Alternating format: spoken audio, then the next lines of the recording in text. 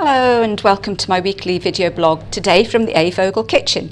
And today on A.Vogel Talks Menopause, I'm going to be giving you one of my little secrets for a healthy diet during the winter.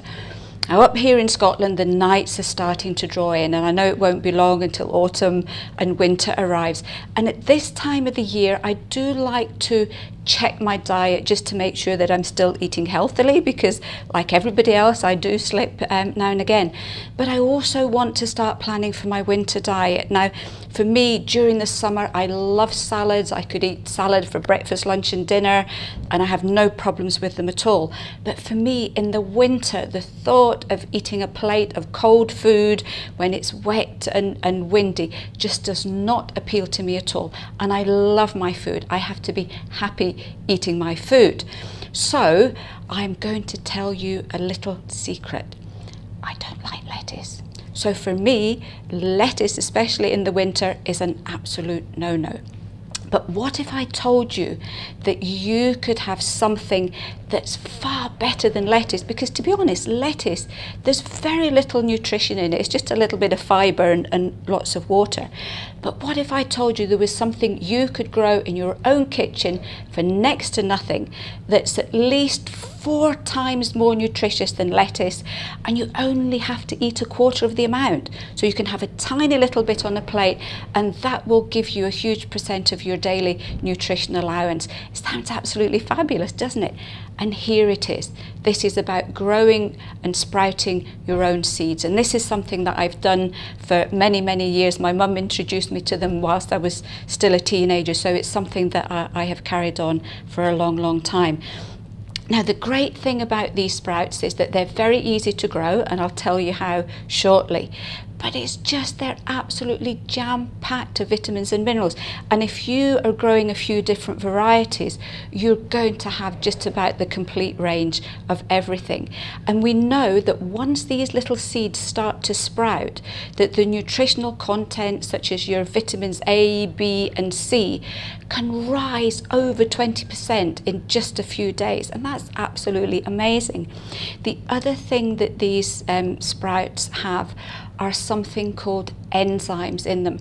Now, enzymes are really important for our diet and for our digestion. You have something fresh and raw at the beginning of each meal, which is going to provide you with enzymes, and those enzymes will help you to digest the rest of your meal more effectively and more comfortably. And one of the reasons that so many people today have digestive problems is that they don't have that little bite of fresh foods at the start of every meal. So this is one of the things that I do normally, certainly with lunch and dinner, is that I make sure that I have a little bite of something fresh before I start the rest of my meal. So what I thought I would do today is just show you a couple of recipes that I use myself and other things that you can use them for. So today I have got some alfalfa. Alfalfa is great. It's nearly a complete protein. It's absolutely full of vitamins A and C, and it's got zinc, it's got magnesium, and it's absolutely fabulous food to add into your daily diet. So all I would do, I've got a little bowl of salad here, no lettuce, just a few green leaves, and then it's full of tomatoes and peppers and red onions. And all I would do is just take a few bits here and just sprinkle them over really nicely. And a few more. And I've also grown some mung beans, and mung beans are great because they are crunchy, so they're going to give some lovely texture to your salad, but they are full of protein too. And you will see that if you start to grow the seeds, all the little husks come off as well. It's a great form of fibre, and we do know that in the menopause that our digestions can get a bit sluggish, so this is going to give us a little bit of extra fibre every time that we eat them. And again, I would just put a few of the sprouts on my salad, mix it up, and then I would put on one of my favourite salad dressings. Now, you may be sitting there going, are those mung beans? They don't look like the mung beans I get in my supermarket. These are how mung beans are supposed to look. The great long white mung beans that you get in the supermarket are commercially grown, and they're force-fed carbon dioxide to bleach them and to make them straight. So if you want real true mung beans, this is what they look like here. The other snack might sound a bit weird is peanut butter and apple. Now, you can use peanut butter. If you do, it's really important to make sure it's organic, there is no sugar in it, and there is no palm oil in it. All we want is a little bit of salt, if necessary, and the peanut butter. If you're not keen on peanut butter, you can use other nut butters, such as almond butter, or cashew nut butter, or hazelnut butter, or one of the mixed ones. And all I would do with this one, and I have grown some red clover, is I would just put a tiny little topping on each one.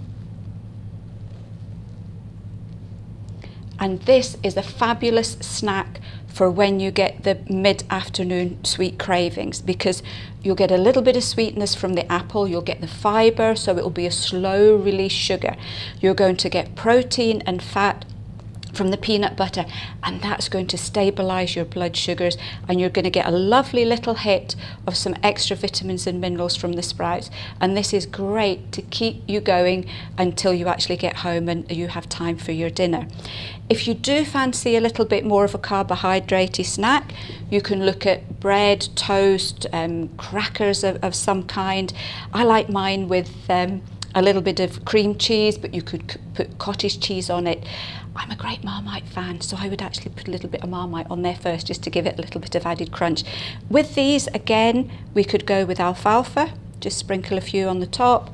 We could go with a little bit of the red clover, and if you wanted extra crunch, you could put a few of the mung beans. Just absolutely fabulous, great snack, and again, that's another one that will keep you absolutely full until it's time for your next meal. So how do you grow them? It's really easy, and for those of you who say, I don't have time for that, 30 seconds twice a day is all it takes.